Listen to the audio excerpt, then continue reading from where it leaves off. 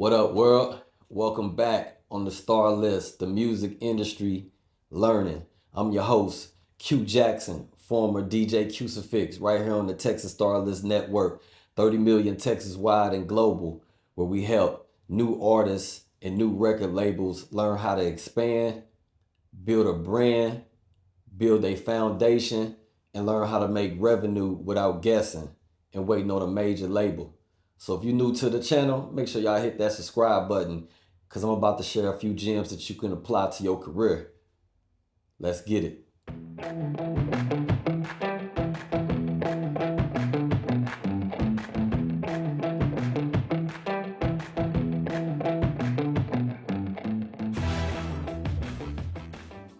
So you see right here, it's the month of June and I'm rocking my DJ Screw, you know what I'm saying, mixtape shirt, legendary, man, salute to all the legends that did it.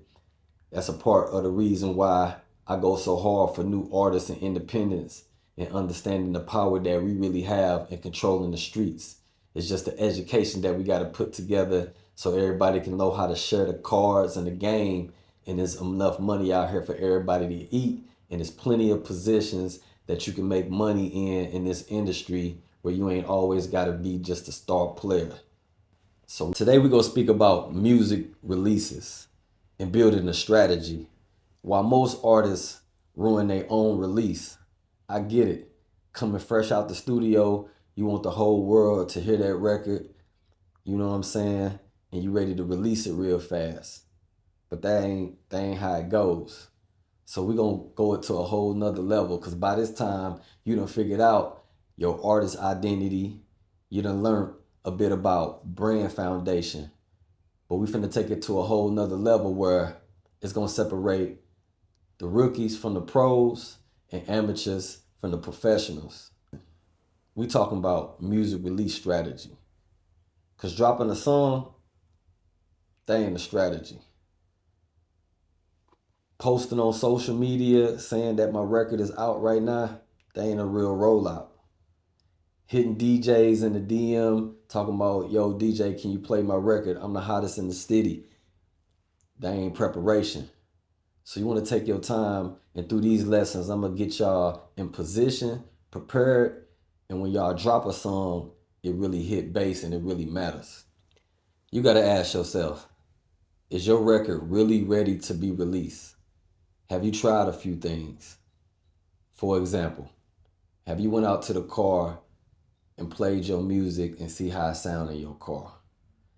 Is the music over loud in your vocals? Can people really understand your vocals and you as an artist? Is your vocals too loud and the instruments, you can't hear the music really? Have you went to like some bars or a club in a venue before you release the record to the world to see how it sound in a venue? Or better yet, have you played the record for somebody that don't even kick it with you every day and got their opinion? Because friends is cool for that support and they supposed to support. But most friends gonna lie to you and say, yeah, that's a good record because they don't want to hurt your feelings or make you feel like they hating on them. So you want to really get real opinions and you want to hear your records in different places before you even release it to the world because you don't want to put something out and it ain't mixed properly. And then you got to go all the way back.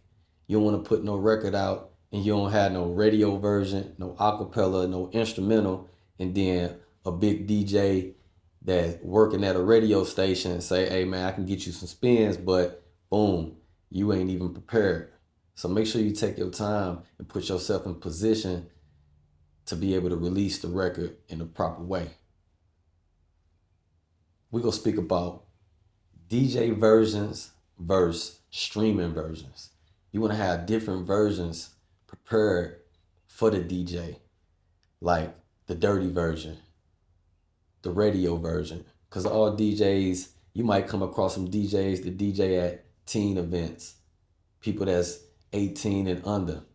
Or you come across a DJ that working at the radio station and he rocking with your record, but you ain't even prepared because you ain't got a radio edition.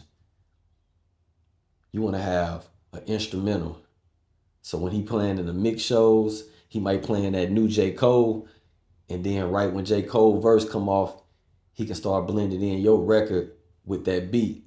Or better yet, you can have your acapellas ready, and right when J. Cole verse done, he can mix you in after his hook on that same beat if the BPMs match up. See, that's why you want to be prepared, because having more different versions of your record give the DJs options and be able to, it'll expand you in a whole nother level compared to you just being able to trying to put out a record and go far with just one. In the long run, it's guaranteed that you're gonna have to go back and remix them records and get all of them versions to go to that next level. You're gonna be looking up 2 or 3 years and being stuck in the same position because you ain't putting out music in a proper way.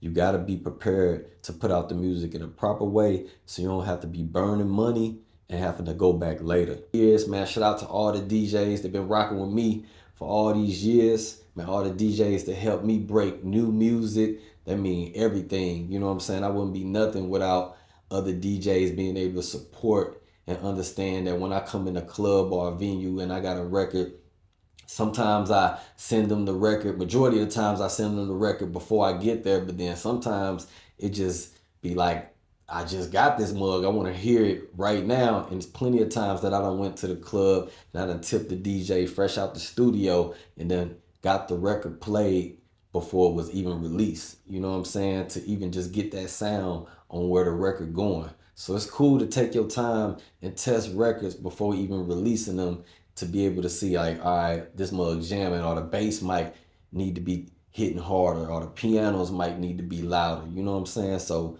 take your time and go to these clubs and go to your car. You might go to your homie that got some 212s, or you know what I'm saying, some speakers in there, some woofers, where you can be able to really hear how the music is jamming on your record before you release it worldwide. You know what I'm saying? So you want to make sure all your records is broken down properly. You got the instrumental, you got the acapella, you got the dirty version, and you got the radio version.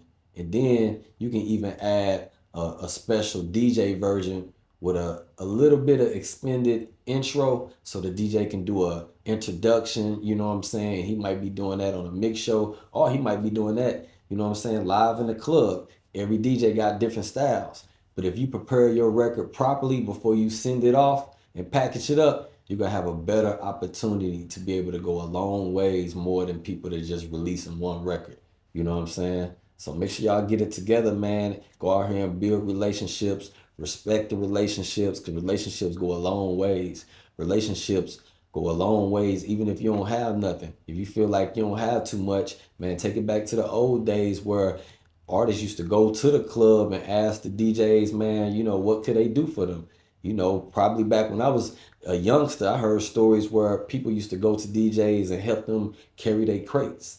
You know what I mean? Man, DJs still got equipment. So just think about, if you're an artist and you feel like you that dope, man, go out there and take your time to go build relationships with a DJ, and you never know where that'll go. He probably open up doors for you. He might have a studio, or let alone some DJs produce, make beats, and engineer. And there you go. You done met a DJ where, man, he can open up the straight doors with you because you done took the time to go out there and service him and not be selfish with your career. You know what I'm saying? So that's something that you might think about to be able to expand and take you further than just waiting on a label or a manager to come in and help you financially. You got to think. We're going to talk about the 30-day rollout plan. Now we get strategic. You should not drop music the same week you finish it. Here's a simple 30-day rollout example. Week 1, tease snippets, behind the scenes studio content, announce cover art. Week 2, drop release date, open pre-saved links, send records privately to DJs, start DJ follow-ups. Week 3, push influence previews, drop performance clips, continue DJ servicing, and collect early reactions. You gotta pay attention to what the people saying, how the people moving, because before you get too deep in your pockets, an investment, you don't want to sit there and put all that money, and over the past couple months you only got 5 people that's really rocking with your stuff, and everybody just lying to you. So you really want to pay attention and collect the reactions to the records. That means, like, if you go into the club, pay attention to the faces. They might not just be jamming it turned up because it's brand new. You got to remind yourself your record is still fresh. But if you seeing somebody nodding their head, or a girl at least, moving to it, then you know where you're going with it with your music, that you got it. Week 4, release day, go live, email blast, text blast, go crazy, DJ reminders. You really got to have everything set up. And text blast meaning like copying everything, your text. Don't make it too long, but saying, hey, this your homie, introducing yourself, and then hit a person, all the numbers that you got in your phone. You'll be surprised on how instantly somebody will open up their text and click that link, and boom, there you go. You done got your music to somebody. So don't underestimate your cell phone. Set DJ reminders. Make a calendar of the DJs in your cities, or in the states, a city next to yours where you can go travel to, but go check them out, do your research, and make sure you pull up with respect and reach out to them. Blog submissions. Make sure you get with some solid bloggers, not just ones that you just seeing watching just the views. Pay attention to their relationships and their involvement, and make sure those are the right blogs that's for the category of the music that you putting out. Because if you're putting out club music and then you shooting off to the blogs that's just talking about some dark stuff, it might not mix with the crowd that you really trying to get on the music that you putting out. So notice something. The release is the final step, not the first.